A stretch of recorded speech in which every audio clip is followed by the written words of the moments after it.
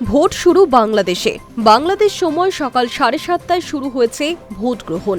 রাজধানী ঢাকার বুথেই সকাল থেকে লম্বা লাইন। বুথের ভিতরে বাইরে রয়েছে নিরাপত্তা বাহিনীর নজরদারি। তবে ভোট শুরুর কয়েক ঘন্টা আগে বুধবার রাত থেকে গোটা বাংলাদেশ থেকে নানা অনিয়মের অভিযোগ আসতে শুরু করেছে। জামাত এবং বিএনপি দুই দলের কর্মীদের কাছ থেকেই লাখ লাখ টাকা উদ্ধারের ঘটনা ঘটেছে। কয়েকটি জায়গায় নির্বাচন আধিকারিকদের বিরুদ্ধে অনিয়মের অভিযোগ পাওয়ায় নির্বাচন কমিশন তাদের দ্রুত সরিয়ে দিয়েছে। তবে ভোটের দুদিন আগে থেকে বাংলাদেশ মোটের উপর শান্ত, কোনো হিংসাত্মক ঘটনার খবর নেই।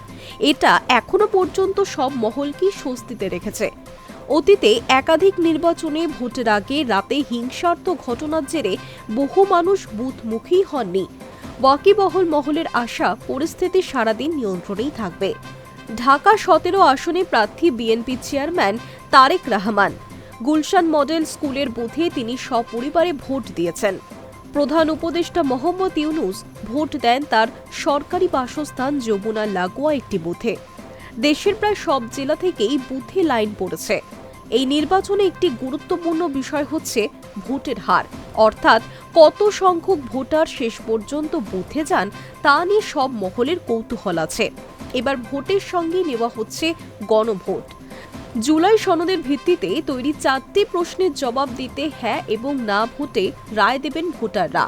আওয়ামী লীগ এই নির্বাচন বয়কট করায় তার প্রভাব নির্বাচনে কতটা পড়বে সেই বিষয়েও কৌতূহল রয়েছে সব মহলে। বাংলাদেশের সাধারণ নির্বাচনের পর বিজয়ী দল বা জোট সরকার গঠন করবে। সেই সময় আনুষ্ঠানিকভাবে সে দেশের অন্তর্বর্তী সরকারের মেয়াদও শেষ হবে।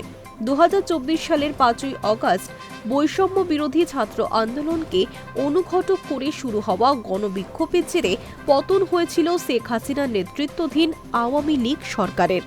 তারপর 8ই আগস্ট মোহাম্মদ ইউনূসের নেতৃত্বে বাংলাদেশে অন্তর্বর্তী সরকার গঠিত হয়। 1.5 বছর পর এই অন্তর্বর্তী সরকারের মেয়াদ শেষ হতে চলেছে। প্রধান উপদেষ্টা ইউনূস ছাড়াও অন্তর্বর্তী সরকার ছিলেন 20 জন উপদেষ্টা। দায়িত্ব শেষ হবার পর তাদের কেউ শিক্ষকতায়, কেউ বা লেখালেখিতে ফেরার কথা জানিয়েছেন।